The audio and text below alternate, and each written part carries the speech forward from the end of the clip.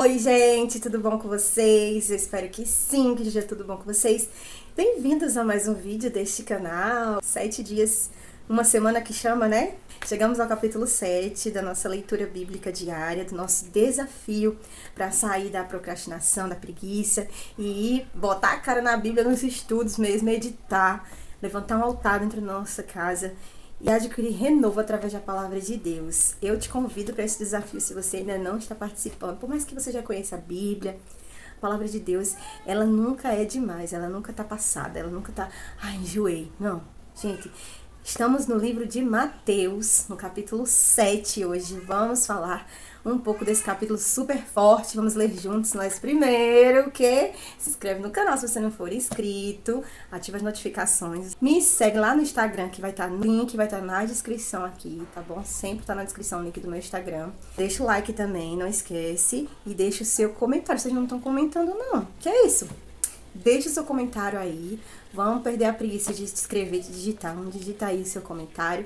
E se você sentir vontade também de acompanhar mais de perto o propósito, entra no nosso grupo do WhatsApp. O link vai estar nos comentários, tá bom? Sempre fixo o link. Gente, capítulo 7 de Mateus é mais um capítulo de ensino. Nós estamos estudando aí, desde o capítulo 5, os ensinamentos de Jesus para aquelas multidões que começaram a segui-lo após ele ter iniciado seu ministério, começado as curas, as libertações. E ele começou a ensinar essas pessoas.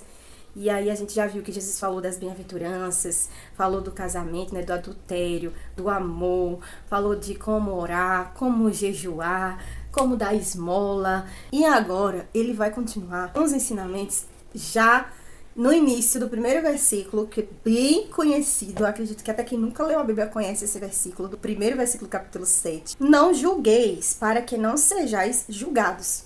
Esse é o versículo 1. Esse versículo é mundialmente conhecido, gente. Você nunca leu a Bíblia, você nunca foi crente, você nunca serviu a Deus, você já ouviu com certeza esse versículo da Bíblia. Ele é muito divulgado, porém pouquíssimo praticado, como a maioria das coisas em relação a Jesus, né? Por isso que Jesus vem combatendo também nesses capítulos a hipocrisia.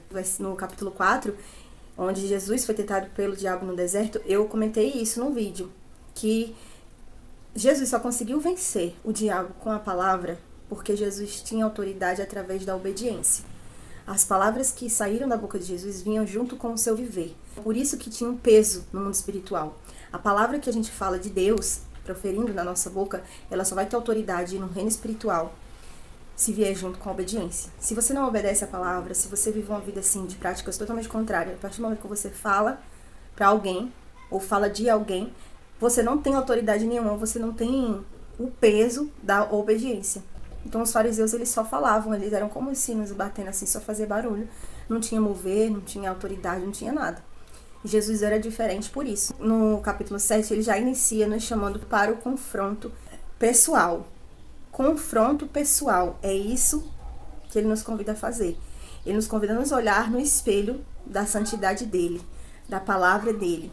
E olhar para dentro de nós e ver os nossos erros, a nossa trave. Esse julgar aqui do não julgueis, ele se refere àquele julgamento crítico, sabe aquela medição de olhar uma pessoa dos pés à cabeça assim e apontar porque a pessoa errou, porque a pessoa cometeu alguma coisa que não vai condizer com a palavra, porque a pessoa caiu ou falou qualquer tipo de coisa.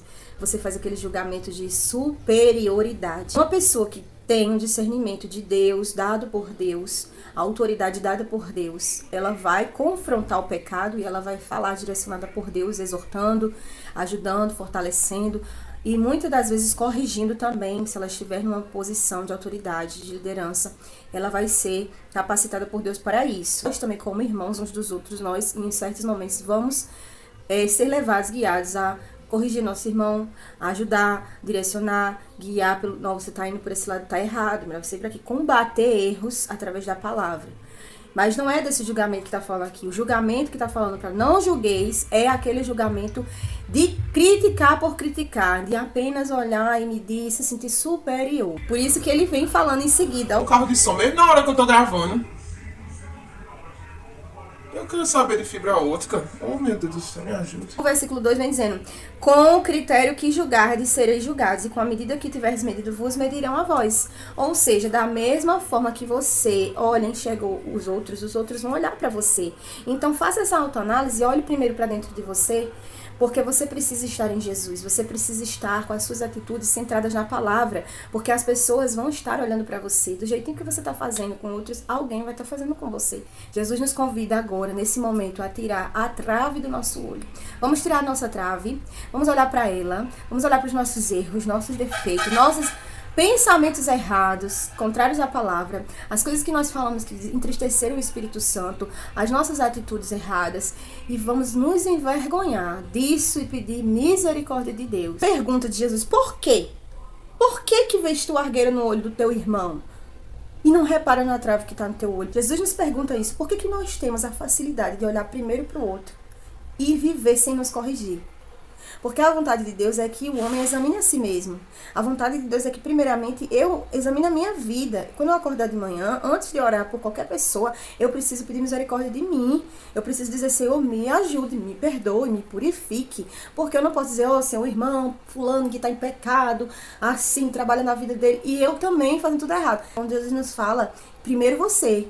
Fale primeiro por você. É igual o mandamento de amar. Amarás o teu próximo como a ti mesmo. Até amar, você tem que amar a si mesmo. A mesma coisa é não falar, não apontar, no olhar crítico, né? Primeiramente, esse olhar crítico tem que ser para nós. E no versículo 5, Jesus fala com muita autoridade: hipócrita. Igual eu falei ontem, no vídeo de ontem, quem assistiu sabe, viu aí. Nós somos hipócritas. Por isso que Jesus confrontava tanto a mentira, a hipocrisia, o falar sem atitude. Isso mostra o caráter de Jesus. Jesus diz assim: eu vim cumprir a lei. Eu vim fazer, eu vim mostrar, eu vim desfazer as obras do maligno. Eu vim trabalhar, eu não vim só falar. Eu estou falando, estou ensinando, mas vocês vão ver que as minhas palavras, elas também estão junto das atitudes. Então, eu não gosto que vocês fiquem só falando. Quem me segue tem atitude também. Tira primeiro a trave do teu olho, então verás claramente para tirar o argueiro do olho do teu irmão. Olha aí, o 5 já diz assim: vai ter momento que você vai ter que tirar o argueiro do olho do seu irmão. Porque as pessoas dizem: nunca devemos julgar. Não é assim. Primeiramente, temos que tirar a trave do nosso, para que assim possamos tirar o argueiro do olho do nosso irmão. Esse é o versículo 5, que quase não é falado. Ou seja, como eu disse, né, anteriormente aqui, vai ter momentos em que você, depois de sarado, depois de purificado, depois de perdoado, depois de pedir misericórdia de você, Deus vai lhe dar autoridade para combater, para falar, para exortar, para levantar, para direcionar, mas é depois, não é de primeira. Aqui está combatendo o costume que muitos cristãos têm de ficar apontando um e outro: tá, você tá errado, você tá errado, você tá errado, você tá errado, o tempo todo. A partir do versículo 7, Jesus vem novamente falando sobre a oração. Olha que coisa linda. A oração é constante, a oração sem desistir. A oração, olha, quando você fizer a sua autoanálise, depois você começa a falar com o seu pai, coloca os seus propósitos diante dele. Aqui eu me emocionei tanto, porque que Pai maravilhoso. Jesus nos apresenta aqui o Pai, o Deus Pai, aquele que pega no colo assim a gente como um bebê e olha pra nós assim como um filho, que ele nos adota. Nós somos filhos de Deus por adoção, não é por carne. Deus nos escolheu e nos adotou como filhos. E muitas vezes, para ter um filho biológico, nós nem escolhemos. Grande parte das vezes sim, mas às vezes você pode ter um filho sem nem ter escolhido, planejado, pensado. Mas quando você vai atrás para adotar, é porque você desejava muito. Então, ser filhos de Deus por adoção faz toda a diferença, porque Deus nos quis. Apesar das nossas falhas, dos nossos erros, Deus nos quis e nos resgatou. Foi lá no pecado e nos buscou para Ele. Nos pegou como filhos no colo assim, olhou para nós com um olhar de amor, de filhos. E Jesus nos apresenta esse Deus aqui a partir do 7. Fale com esse Deus que é o seu Pai. Peçam a Ele. Se vocês pedirem os seus pedidos a Ele, Ele vai ouvir com o ouvido de Pai. Pedi e dar-se-vos-á. Buscai e achareis. Batei e abrir-se-vos-á. Falem com Deus. Falem com o Pai de vocês. Ele está disposto a ouvir e a atender aquilo que vocês têm necessidade. Foi falado no capítulo 6 das necessidades que Ele conhece. E aqui está falando da nossa atitude de falar com Ele. Estamos em necessidades e somos rápidos, né? Para pedir ajuda a alguém. A um irmão, irmã, desespero, a gente... tenho que falar com fulano tem isso pra mim, mas Deus Peça a Deus, primeiramente fale com Ele. Qual dentre vós é o homem que, se porventura um filho lhe pedir pão, lhe dará pedra? Ou se pedir peixe, lhe dará uma cobra? Vocês, sendo maus, sabem dar boas coisas aos vossos filhos, quanto mais o vosso Pai que está nos céus não vos dará boas coisas aos que lhe pedirem. Porquanto tudo quanto, pois, quereis que os homens os façam, assim fazei também a eles, porque esta é a lei e os profetas. Jesus resumiu tudo aqui. Vocês são humanos, são carnais, cheios de trava aí nos olhos, cheios de pecados, cheios de erros, de hipocrisia. Quando vocês têm um filho, que o filho pede alguma coisa a vocês, vocês sabem dar coisas, vocês sabem agradar os filhos de vocês. Imagina Deus, né? O Senhor, Ele sabe te agradar, Ele sabe te abençoar. Deus tem bênção para a tua vida, Deus tem bênção para as nossas vidas. Ele é nosso Pai. Que coisa linda, gente. E um pai com o sentimento de satisfazer os desejos do seu filho com coisas boas, com coisas que vão agradar, que vão te fazer feliz. A vontade de Deus é essa, não é só sofrimento não. A gente vem vendo que as palavras de Jesus são muito pesadas, né? Mas aqui Jesus derrama um bálsamo e apresenta um pai amoroso, disposto a abençoar, abrir a mão. E a partir do versículo 3, Jesus passa um pouquinho, né? Aí depois ele já arrocha de novo, que é pra gente também não ficar só no oba-oba. A partir do versículo 13, já vem falando das duas entradas, né? A porta estreita e a porta larga. Ele diz que existem duas portas, uma estreita e uma larga. E ele dá o direcionamento. Vocês devem entrar pela porta estreita. Por quê? Essa porta, ela é muito estreita e são muito poucas pessoas que encontram ela. Mas só que atrás dessa porta, o caminho é de vida. O caminho é de vitória, o caminho é de bênção. Pode ser difícil de passar, pode doer o caminho estreito, quase não passa. Mas quando você conseguir chegar do outro lado, você vai ver que valeu a pena ter o esforço, né? E já existe outra porta que é larga, é fácil passar, passa muita gente de bolo. Porém, o lado de lá não é bom. É sofrimento, é dor, é morte, é angústia, é tristeza. Gente, existe uma eternidade. A Bíblia em todo tempo fala dessa eternidade. Tanto ela pode ser boa, quanto ela pode ser ruim. Né? E o que nós passamos aqui na Terra é breve demais. Nós somos como uma folha, assim. Fica verdinha, daqui a pouco murchou e daqui a pouco acabou, foi. O vento levou. Nós somos assim aqui na Terra. E se nós achamos que é ruim passar por ansiedade, depressão, síndrome do pânico, medos, angústias, aflições, luto, se a gente acha que isso é dor, imagina uma eternidade de dor. Se aqui, as dores que a gente passa, a gente acha que nunca vai acabar e é tão rápido, imagina uma eternidade de dor. A porta larga, gente, é o que a gente faz para satisfazer nossa carne. É tão fácil. É tão fácil aceitar convites para ser feliz, para pecar, para errar, para fazer o que não agrada a Deus. É fácil demais. Você faz até sem perceber. Muitas vezes, até quando você vai para falar uma coisa, você fala, quando você já vê, você diz, ai meu Deus, chega pesa dentro do coração. Não acredito que eu falei isso. Porque é fácil desagradar a Deus. É muito fácil entrar pela porta larga. Por isso a questão de pedir a misericórdia e olhar para dentro de nós sempre. Ele, em seguida, começa a falar dos falsos profetas. É um discurso aqui mais forte, mais intenso, para nos convidando a vigiar como que nós vamos ver e ouvir. Jesus nos adverte aqui que muitas pessoas viriam nos enganar, justamente para que a gente entrasse por essa porta larga. Acautelai-vos dos falsos profetas, que se vos apresentam disfarçados de ovelhas, mas por dentro são lobos roubadores.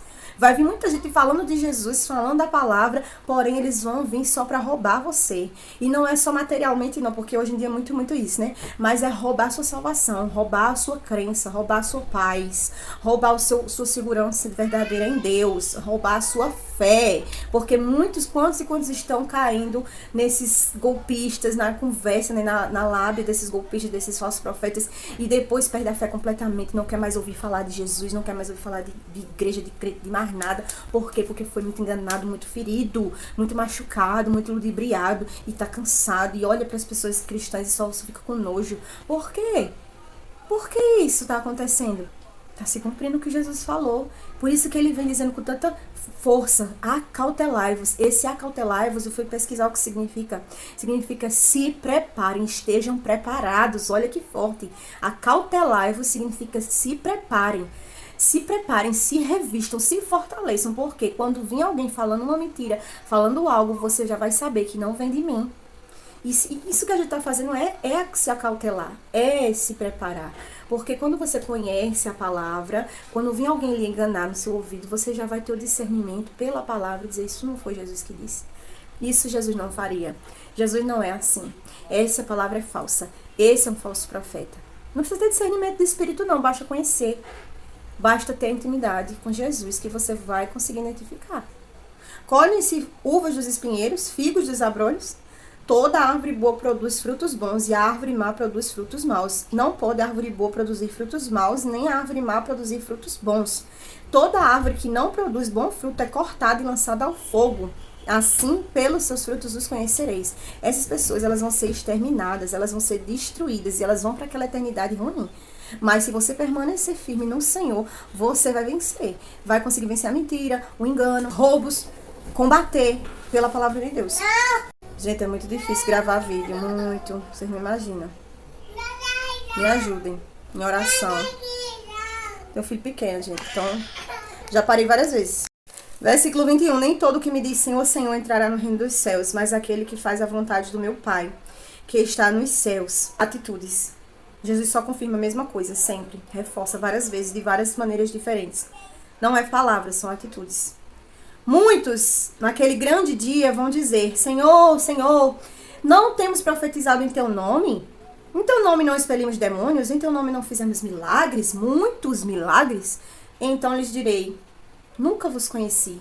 Apartai-vos de mim, o que praticais a iniquidade, que é o quê? Pecado.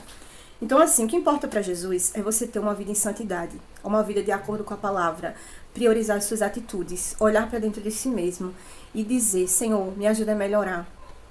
Se você mentia, não minta mais. Se você roubava, não roube mais. Tudo que você fazia de errado de acordo com o mundo, o curso deste mundo, enganando, vivendo na depravação, no adultério, na fornicação, na bebedice, nas coisas que não agradam a Deus, faça ao contrário. É isso que Jesus espera. Por quê? As pessoas que estão só falando e não estão praticando, elas não vão conseguir ter o encontro com Jesus, não vão. Isso ele deixa muito claro. Ele estava realizando curas, milagres, expulsando os demônios, e ele sentiu a necessidade de subir no alto, sentar e olhar no olho daquelas pessoas, ensinar e chamá-las à intimidade. E ele disse, olha, tudo isso que eu estou fazendo aqui, de libertação, cura e tal, é bom. Mas eu vou mostrar para vocês o que eu quero realmente para que vocês façam, para vocês poderem chegar no reino dos céus. É intimidade. Eu quero que vocês sejam bem-aventurados, eu quero que vocês estejam próximos de mim. Eu quero ser amigo de vocês. Rei, Senhor e amigo. E apresentou o Deus Pai, amoroso. E por que a gente fala tanto que família é projeto de Deus? Porque Deus, ele se agrada de estar perto, de estar unido conosco, que nós vivemos unidos um com o outro. Então, isso faz parte do caráter de Deus. Convivência, intimidade, proximidade, aliança. Não tiver isso, não adianta curas, milagres, operação de maravilhas e tudo mais, aquelas coisas lindas. Oh, Jesus. Operei. Quando chega naquele grande dia, Jesus diz, quem é você? Não te conheço, não.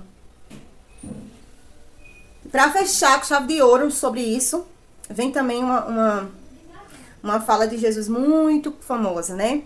Que é sobre as casas da areia e da rocha.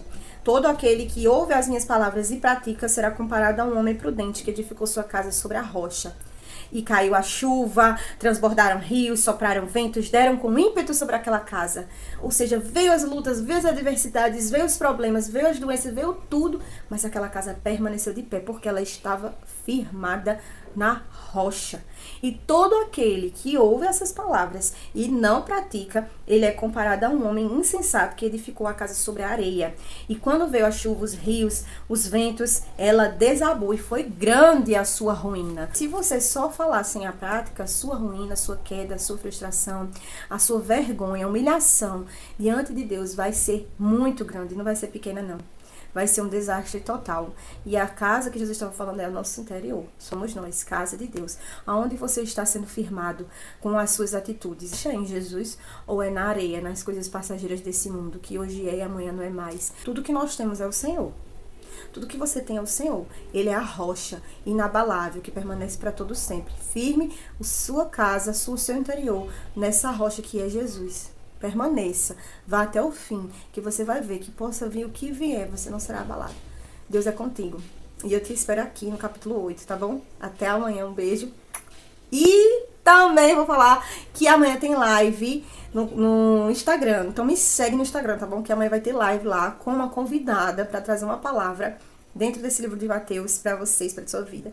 Então amanhã eu vou deixar o horário certinho aqui, que eu ainda não decidi, mas eu vou deixar aqui no vídeo pra vocês irem lá no Instagram, tá bom? Porque Deus vai te abençoar com a palavra. Um beijo e até amanhã.